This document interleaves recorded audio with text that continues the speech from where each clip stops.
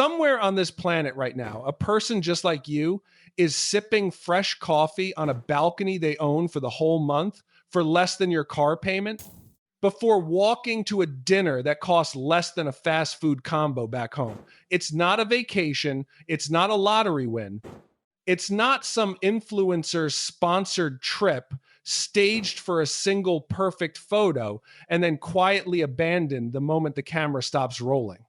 It's just their regular Tuesday, followed by an equally unremarkable Wednesday and an entire ordinary life built on top of that same math month after month. And by the time this video ends, you're going to know exactly which 10 countries make that Tuesday possible on a completely ordinary income, no trust fund, no six-figure remote salary required, and exactly what it costs, dollar for dollar, to go live it yourself. Before we start, let's set some real ground rules, because there's a massive difference between surviving on a shoestring and actually living well. Anyone can white knuckle it on instant noodles and a mattress on the floor for $1,000 a month in basically any country on earth. That is not what this video is about. We are ranking the places where $1,000 buys you the kind of life that would cost 4, 5, sometimes 6 times that back in the United States, a real apartment in a good neighborhood. Restaurants instead of a sad microwave dinner, weekend trips that don't require months of saving, a genuine luxury or two baked right into the budget, and money still sitting in your account when the month ends. Every figure in this video reflects real current 2026 pricing based on renting monthly rather than paying inflated nightly tourist rates, eating like an actual local most of the time while still going out whenever the mood hits, and treating yourself without flinching every time a bill comes. Keep a running total in your head as we go, because the value gets genuinely ridiculous by the time we hit the top of this list. Let's start counting down from number 10. If you've ever stared at your own rent renewal notice and quietly wanted to scream into a pillow, go ahead and smash that like button right now, because you are exactly who this video was made for. And subscribe, because we map out a different corner of the world like this every single week. And trust me, you do not want to miss where this particular list ends up. Let's talk about why this conversation is happening at all right now, because it isn't random. The average rent in the United States has climbed to somewhere around $1,700 a month, and that's just the national average, meaning huge swaths of the country are paying meaningfully more than that just to keep a roof overhead before groceries, gas, or a single fund purchase enters the picture. Healthcare spending per person in the US now sits close to $15,000 a year, nearly double what people pay in comparable wealthy countries for the same basic peace of mind. So it's genuinely not surprising that recent surveys are showing something like 8 in 10 American workers say they're now more likely to consider relocating abroad than they were just 2 years ago, with cost of living and overall quality of life topping the list of reasons every single time. This isn't a fringe fantasy anymore, restricted to retirees or eccentric bloggers living out of a backpack. It's becoming a mainstream financial strategy, and remote work is the key that unlocked the door for millions of regular people who would have never considered it a decade ago. The countries on this list have also gotten wise to that shift, and a lot of them are actively rolling out the welcome mat for exactly the kind of person watching this video right now, with new digital nomad visas, simplified long stay permits, and infrastructure specifically built for people who need reliable Wi-Fi as much as they need a beach view. So this isn't just a list of pretty places, it's a list of places that genuinely want you to show up. Number 10, Mexico. This is the classic entry point into this entire lifestyle, and it earns that reputation, honestly, because it works. Skip the trendy, overexposed spots for a second and look at colonial towns like Merida out on the Yucatan Peninsula, consistently ranked one of the safest cities in the entire country. A genuinely stylish one-bedroom apartment in a safe central neighborhood runs somewhere around $400 a month. Street tacos cost about $1 each, and you're a short drive from Caribbean beaches that look suspiciously like a screensaver someone photoshopped. Let's actually run these numbers together properly. Rent $400. Groceries and street food for the entire month, roughly $250. Add in a gym membership, a couple of weekend trips out to the coast, and regular dinners out at real restaurants, and you're still sitting comfortably under $900 total every single month. Healthcare here is private, modern, and shockingly affordable if you ever actually need it. Often a fraction of what the same visit or procedure would cost with American insurance, deductible, and all. The expat community is large enough that you'll never be short a friend group with entire social calendars built around language exchanges, hiking groups, and Sunday markets. Now, the honest catch, because there's always one, trendy party towns like Tulum have gotten so overrun and so expensive that they can blow through this entire monthly budget in a single long weekend if you're not paying attention. Stay local, skip the influencer hotspots chasing the same 12 photo backdrops, and you are genuinely living like royalty on less than most Americans spend just parking their car downtown every month. And because Mexico shares a land border and a handful of direct flights with nearly every major US city, this is also the easiest entry on the entire list for anyone nervous about the idea of being far from family. A long weekend trip home is genuinely just that, a long weekend, not a 2-day journey across multiple time zones. Number 9, Colombia. Medellin has earned itself the nickname City of Eternal Spring, and once you actually experience the weather, you understand exactly why nobody there owns a heavy winter coat or dreads opening their power bill in the middle of July. A modern apartment in a safe upscale neighborhood like El Poblado starts around $500 a month. And here's the part that surprises people. That price often comes bundled with a rooftop pool, a doorman, and a full gym, the exact kind of building amenities that would scream luxury condo back home for triple or quadruple the price tag. Picture an actual day here rather than just a number. Morning coffee on a rooftop with green mountains rising in every direction. An afternoon spent working from a cafe running fiber internet fast enough to stream in 4K without a single buffering icon. Evenings out where a genuinely great meal, appetizer, entree, and a glass of wine included runs around $8 a person. Add it all up, rent at $500, food around $250, a cleaner coming twice a week for what amounts to pocket change. And because the climate genuinely never changes here, your utility bill stays almost embarrassingly small every single month. For well under $900, you're living a life that looks expensive in every single photo you post, but genuinely mathematically isn't. The honest catch worth knowing, Medellin's history with cartel violence still shapes some outsiders' first impressions. And while the city has transformed dramatically over the last 2 decades into one of the safer major cities in Latin America, it's worth doing a little homework on specific neighborhoods rather than assuming every block is equally ready for a foreigner who doesn't speak much Spanish yet. That said, the transformation itself is a huge part of what makes Medellin so compelling right now.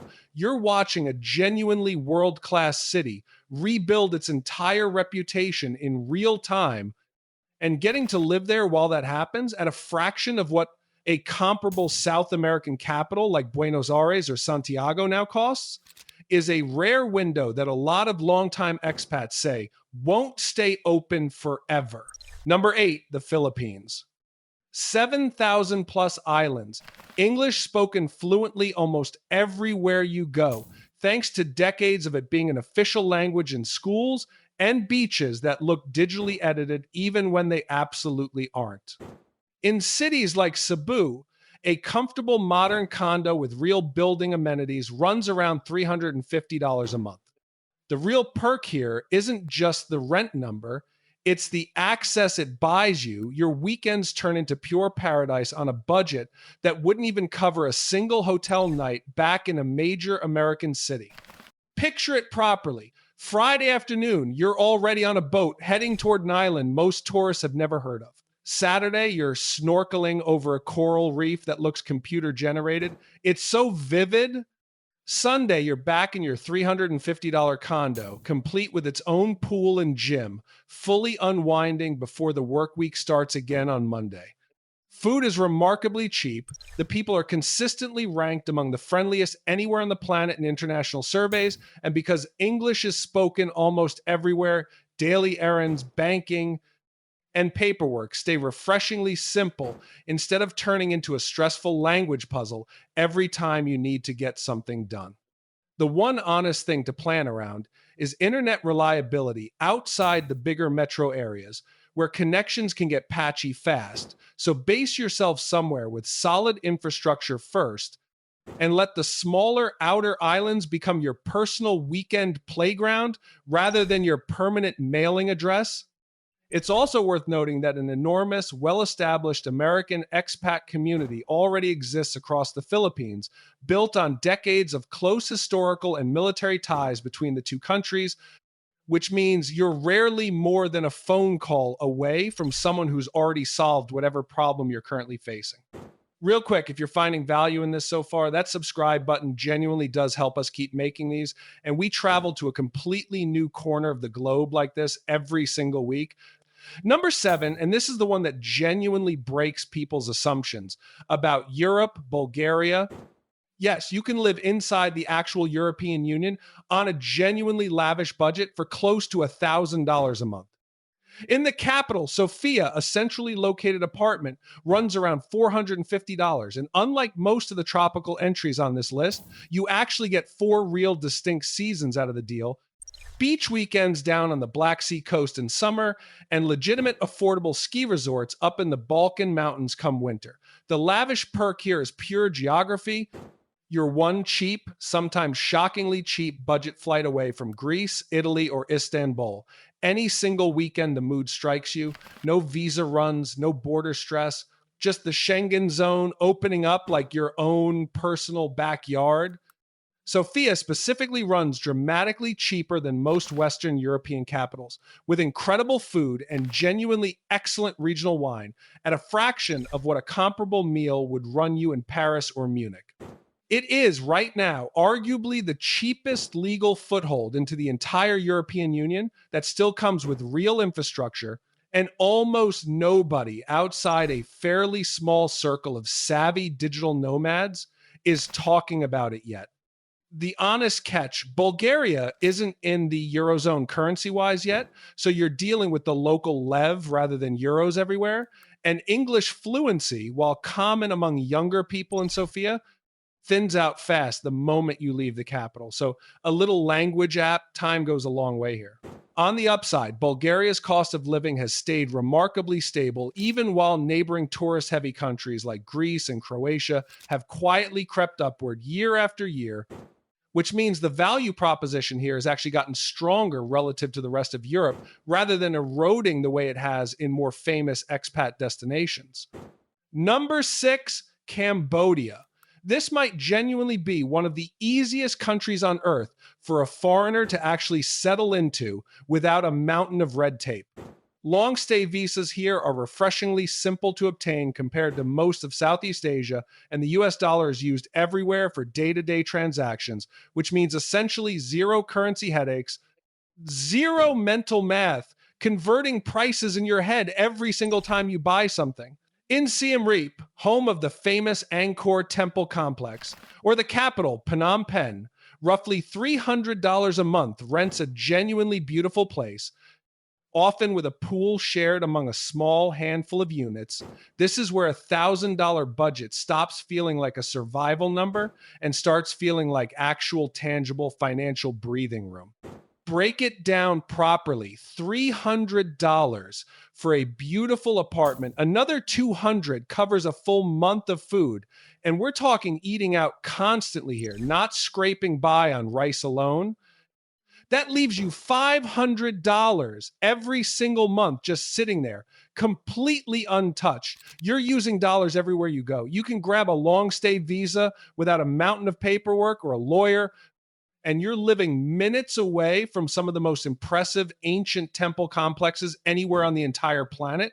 If your actual goal here is living genuinely well while still saving aggressively every single month, very few places on earth can compete with Cambodia's math. The honest catch worth flagging: infrastructure outside the 2 or 3 major hubs can be genuinely rough. roads, healthcare access, and reliable power all improve dramatically the closer you stay to Phnom Penh or Siem Reap, and thin out fast once you wander further afield. For anyone with a genuinely serious medical need, the standard move among longtime expats here is a quick, cheap flight over to Bangkok, less than 2 hours away, where world-class private hospitals fill in exactly the gap Cambodia's own system doesn't quite cover yet. We're at the halfway point now, and the value only escalates from here on out. Number 5, Indonesia, and specifically the island of Bali, the single island that has probably launched 1,000 quit my job videos on this very platform. And honestly, once you see the math, it stops being surprising why. A private villa complete with your own pool and a lush tropical garden, the entire postcard fantasy people picture when someone says the word Bali, can genuinely be yours for around $500 a month if you commit to a proper monthly or annual lease instead of getting hit with inflated tourist nightly rates. Add a scooter for around $50 a month, plus a cleaner and laundry service for what amounts to pocket change, and you're living a lifestyle that would run you well past $5,000 a month back in most major American cities. Let's actually sit inside that villa for a second instead of just quoting the number. Private pool right outside your bedroom door, open air living room, walls of tropical plants providing natural privacy, all for about $500 a month on a proper lease.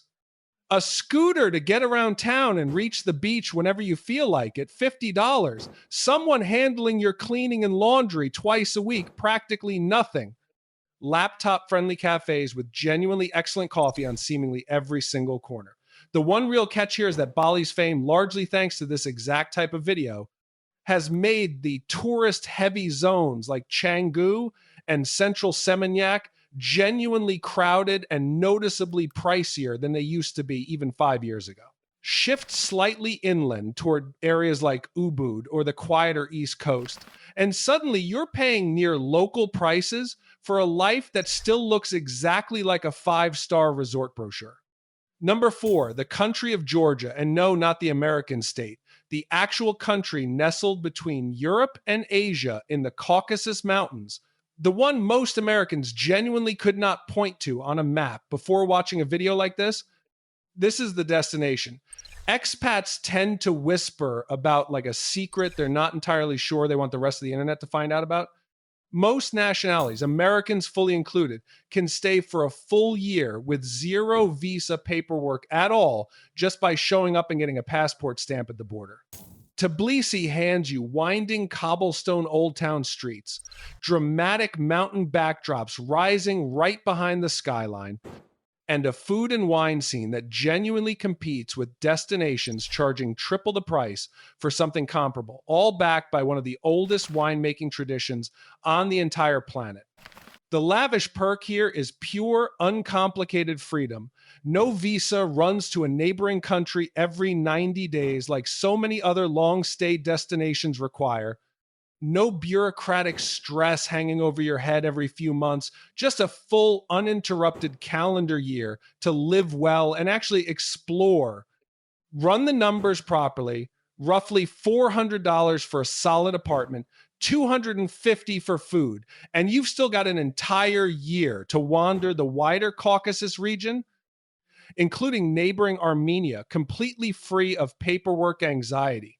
For sheer freedom of entry and ease of settling in, almost nothing else on this entire list touches it.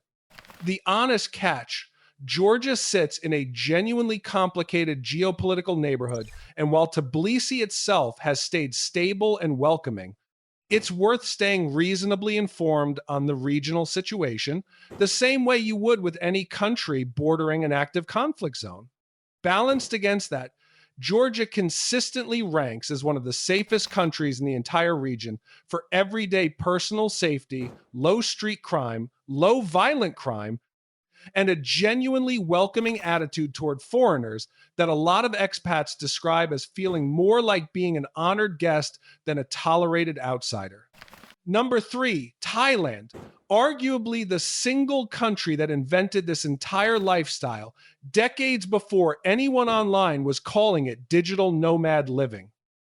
In Chiang Mai, $700 covers a modern condo complete with a shared pool and gym, street food so good and so absurdly cheap that most people eventually just stop cooking at home entirely, and full body massages whenever the mood strikes for a few dollars a session.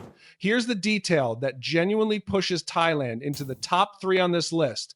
Its private hospital system is internationally renowned, regularly attracting medical tourists from wealthier countries specifically for procedures, and treatment there costs a small fraction of what the same exact care would run you back home, even accounting for American insurance.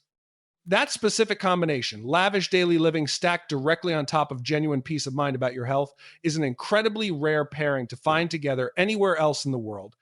Chiang Mai specifically gives you a condo with a pool, a gym, and often a rooftop terrace, all comfortably inside that $700 rent figure, leaving real room in a $1,000 budget for everything else.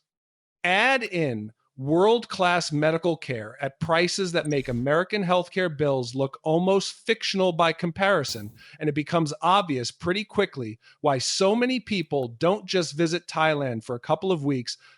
They quietly never book the return flight. Long stay visa options here have also matured considerably in recent years, with dedicated retirement and long-term resident categories that give people real, renewable legal footing rather than the old routine of hopping across a border every few months just to reset the clock. The honest catch worth mentioning: Chiang Mai's popularity has created a real seasonal air quality issue during burning season, roughly February through April, when agricultural burning in the region pushes air quality noticeably down, something worth researching and planning around if respiratory health is a concern for you. Number two, Nepal. If your personal definition of luxury involves waking up and staring directly at the Himalayas from your own bed, nowhere else on the planet delivers that specific fantasy this cheaply. In lakeside Pokhara, roughly $250 a month rents a comfortable home with a mountain view that wealthy tourists pay small fortunes just to glimpse for a single afternoon from a helicopter tour. With a full $1,000 budget here, you're not just comfortable, you have hundreds of dollars left over every single month specifically for trekking, hiring private license guides, and chasing adventures that most people back home only ever see through a screen or a coffee table book. This is luxury built entirely around a view rather than a logo, genuinely calm, quietly profound, and priced almost like an afterthought compared to everything else on this list. The only reason it lands at number two instead of the very top spot is because our final country manages to do every single thing on this entire list and somehow still manages to do it even better across the board. The honest catch here: Nepal's infrastructure outside Kathmandu and Pokhara remains genuinely underdeveloped. Healthcare access for anything beyond routine care often means a flight or a long drive into the capital, and the country's economy leans heavily on tourism, which makes it more sensitive to global disruptions than some of the other entries on this list. But for people specifically chasing that combination of natural grandeur and a genuinely slow, intentional pace of life, Pokhara delivers something none of the beach towns or big cities elsewhere on this list can quite replicate. Mornings that start in total silence except for birdsong and the occasional distant temple bell. Number one, Vietnam. For 5 consecutive years running now, international expat surveys have ranked it the single most affordable country in the entire world to actually live well in. And once you look at the real numbers behind that ranking, it genuinely stops being surprising. In beach cities like Da Nang, a modern apartment near the sand runs around $400 a month. Incredible. Genuinely restaurant quality food costs about $2 a meal at local spots. The coffee culture is world famous for a reason. Entire cafes built specifically around the ritual of slow, strong Vietnamese coffee. Internet speeds are fast enough to run a full-time remote job without a single drop video call, and the expat community here is large, established, and genuinely welcoming to newcomers. Put it all together: beachfront living, eating out every single night without a second thought, weekend trips whenever the mood hits you, and you're still banking real money every month, all comfortably inside a $1,000 total budget. Vietnam isn't just cheap on paper. It's the place where living lavishly on a budget stops being a slogan on a travel blog and quietly becomes your actual, ordinary, sustainable life. Da Nang alone hands you a modern, near beach apartment for $400, some of the best and objectively cheapest food anywhere on the entire planet, genuinely fast fiber internet, a massive built in expat community, and a coffee scene people specifically fly in just to experience for a weekend. Beach mornings, city nights, weekend trips out to the lantern-filled old town of Hoi An or the dramatic limestone cliffs of Ha Long Bay, and you're still saving real money at the end of every single month. It's not just affordable, it's the complete total package, and that's exactly why it keeps winning this exact ranking year after year, survey after survey. Beyond Da Nang, cities like Hanoi in the north and Ho Chi Minh City in the south offer their own completely distinct versions of this same value: sprawling old quarters, motorbike-powered energy, and rent that stays low even as the skylines keep rising. So there's genuine room here to find your own specific version of this lifestyle rather than one single template everyone follows. The honest catch worth knowing: Vietnam's long stay visa situation is genuinely more complicated than most of the other countries on this list, with most foreigners relying on business visas, work permits, or repeated visa runs rather than one simple long stay option. So this is the one entry where you'll want to talk to an immigration specialist before committing to anything permanent. So there it is, 10 countries where $1,000 a month doesn't mean scraping by. It means a pool, an actual mountain or ocean view, eating out whenever you genuinely want to, and real money sitting quietly in your bank account instead of disappearing into rent the second your paycheck lands. And here's the honest part before you go ahead and book a one-way flight, because a real conversation absolutely needs the caveats too, not just the highlight reel. Every single one of these countries requires actual homework before you move, visa rules that change more often than travel blogs update their articles, real tax obligations back in the United States, since Americans owe federal tax on their worldwide income, no matter where on earth they actually live, health insurance that genuinely covers you while abroad rather than assuming the local system will just absorb you, and a real financial cushion built up specifically to cover the weeks, sometimes months, before everything actually settles into place: the apartment hunting, the bank account setup, the inevitable small crisis that happens in literally every relocation story ever told. None of this is a scam, and none of it is a fantasy dreamed up by a travel blogger trying to sell you a course. But it is also genuinely not something you do on a whim over a single weekend after watching one video. Do the research properly, talk to real people who've actually made the exact move you're considering, join the online communities for each specific city before you land, and go in with clear, wide open eyes rather than just a highlight reel stitched together from someone else's best photos. Worth saying plainly too, follow through on this kind of move is a lot rarer than the initial interest. Plenty of surveys show a huge share of Americans saying they've seriously thought about leaving, but actually packing up and going is a much smaller number. And the people who do make it work tend to share a few things in common. They pick one specific city rather than a vague region. They research one specific visa category rather than assuming they'll figure it out on arrival. And they set a real, concrete timeline instead of an open-ended someday. Vague intentions stay intentions. Specific plans turn into actual plane tickets. The real question here was never whether a life like this actually exists, because it obviously provably does, spread across 10 completely different countries on essentially every populated continent, each with its own culture, food, language, and scenery worth